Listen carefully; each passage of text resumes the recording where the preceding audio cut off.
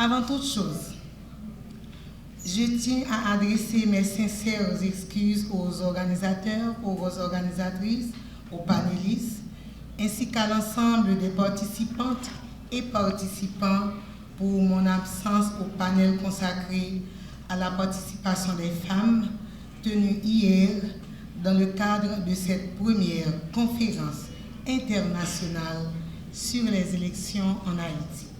Cette absence ne traduisait rien, un manque d'intérêt ou d'engagement envers cette initiative d'une importance capitale pour notre démocratie. La question que je vais adresser aujourd'hui, c'est comment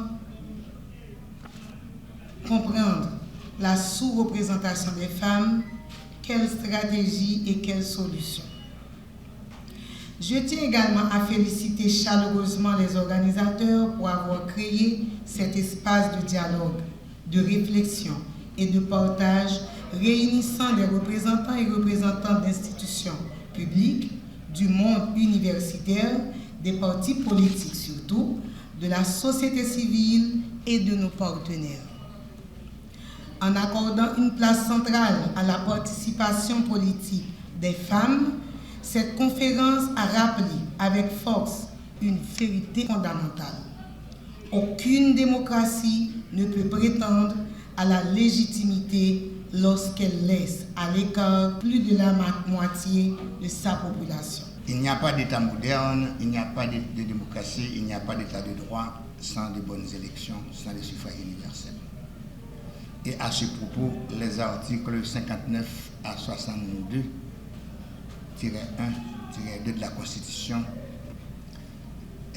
sont très éloquents, car la souveraineté populaire réside dans le suffrage universel. Or, il arrive que, et c'est un constat indéniable, que depuis 1987, Haïti est sorti de l'ornière de la dictature où c'est le ministère de l'Intérieur qui organisait les élections à tous les niveaux du pays, pour entrer dans la démocratie et par le suffrage universel direct. Et le président de la République de la majorité absolue au niveau des parlements, ASEC, à tous les niveaux de la hiérarchie de l'État, c'est les élections qui doivent font asseoir les dirigeants. Les élections deviennent une nécessité aujourd'hui pour Haïti.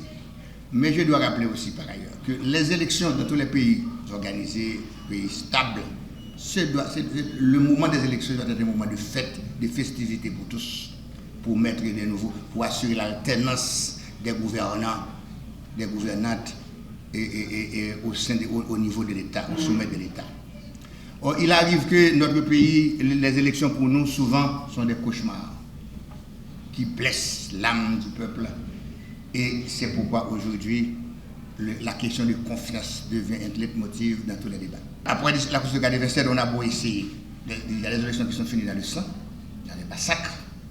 Il y a des présidents des autorités démocratiquement élus qui sont évacués avant la fin de leur mandat, brutalement. Et nous avons pour preuve l'assassinat de notre dernier président, Jovenel Moïse, le 7 juillet 2021. Autant dire que les élections n'ont jamais été pour nous, dans les plus grandes parties de notre vie de peuple, des moments de fête. Je suis honoré de prendre la parole cet après-midi pour clôturer les travaux de cette conférence internationale autour de la réussite des élections en Haïti. Pendant 3 jours, la chaire électorale nous a invités à réfléchir et à débattre sur les défis immenses que présente l'organisation des élections en Haïti, mais aussi aux opportunités historiques qui s'offrent à nous pour réussir ce rendez-vous crucial en 2026. Réussir les élections de 2026 en Haïti, attentes et opportunités, n'est pas un simple thème d'une conférence internationale. C'est un cri de ralliement de l'Université d'État d'Haïti et du Conseil électoral provisoire invitant les universitaires, les chercheurs, les experts, les acteurs de la société civile, les représentants des institutions haïtiennes et des partenaires nationaux et internationaux à des réflexions profondes sur l'avenir de la démocratie en Haïti. Car les débats sur la démocratie en Haïti et sur les élections sont trop sérieux pour les laisser uniquement aux hommes et aux femmes politiques. Mesdames, Messieurs, pendant 3 jours, les 28, 29 et 30 mai, nous avons réfléchi aux défis immenses que représente l'organisation des élections en Haïti à travers des sous-thèmes comme succès des prochaines élections générales, enjeux, conditions et défis, élections et sécurité, élections et nouvelles technologies, médias, information et désinformation dans les élections, participation et représentation des femmes, participation et mobilisation des électeurs, gestion du contentieux électoral et prévention des crises post-électorales. Nous avons également réfléchi aux opportunités historiques qui s'offrent à nous pour réussir ce rendez-vous crucial de 2026. Car ces échéances ne sont pas seulement un rendez-vous politique, elles sont le reflet de nos espoirs, de nos responsabilités et notre volonté collective de bâtir un avenir meilleur. Au terme de ces 3 journées de réflexion intense, de débats rigoureux et d'échanges productifs, la République peut se féliciter d'avoir accompli un acte décisif de responsabilité nationale. Cette conférence internationale de la chaire de droit et d'administration des opérations électorales en Haïti n'a pas été un simple exercice académique. Elle a été un acte politique au sens le plus exigeant du terme.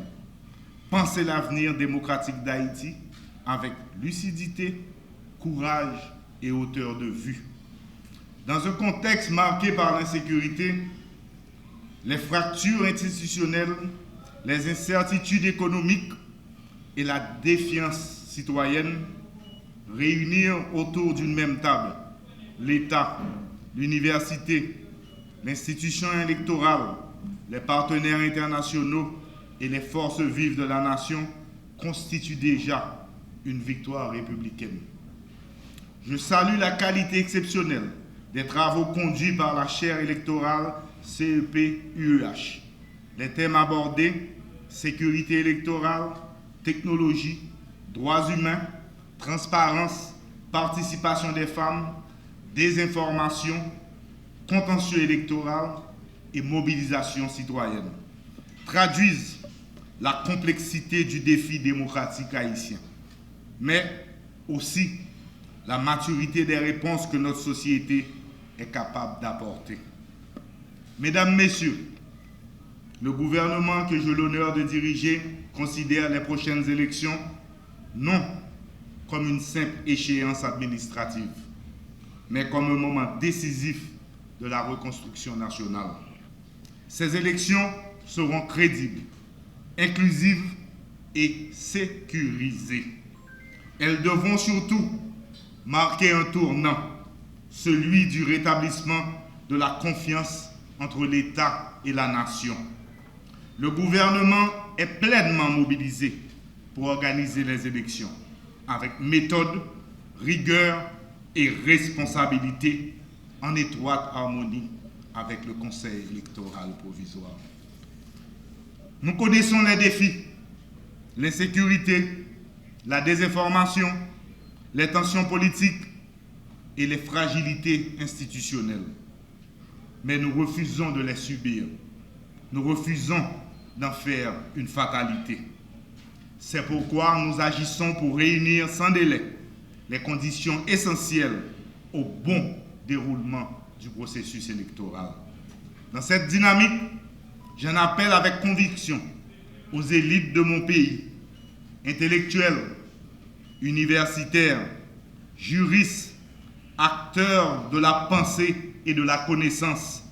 En ce moment critique, Haïti a besoin de vos voix, de votre présence et de votre engagement dans l'espace public et médiatique. Trop souvent, le débat national est affaibli par des discours dispersés, des propositions fragmentées et des voix qui brouillent la clarté collective. Il est temps que les élites assument pleinement leurs responsabilités historiques. Il est temps qu'elles cessent d'abandonner la cité à l'incompétence, à l'improvisation et aux ambitions sans vision. Qu'est-ce qui empêche les femmes et les hommes de qualité de participer aux élections pour briguer le Sénat, la députation, les mairies, pour être Kazek, pour être Azek? À force de laisser le vide, ce sont toujours les mêmes qui décident de l'avenir du pays. Refuser de s'engager, c'est aussi laisser les autres nous diriger à notre place. Il est donc important d'éclairer, de structurer et d'élever le débat public. Mais pour contribuer réellement à la stabilité nationale, il faut aussi avoir le courage de s'engager politiquement. Je veux maintenant, devant vous, montrer clairement l'engagement du gouvernement sur le terrain. Notre mission s'articule autour des 3 piliers indissociables: la sécurité, la relance économique et l'organisation d'élections crédibles. Sur le plan sécuritaire, l'État est debout, présent, en action. Les opérations se poursuivent sans relâche pour reprendre le contrôle des territoires occupés par des groupes armés. La force de répression des gangs se déploie aux côtés de la police nationale d'Haïti et des forces armées d'Haïti. Elles sont mobilisées chaque jour sur le terrain, avec courage et détermination. Je veux leur rendre un hommage appuyé. Ils défendent au prix de leur vie l'intégrité de la nation.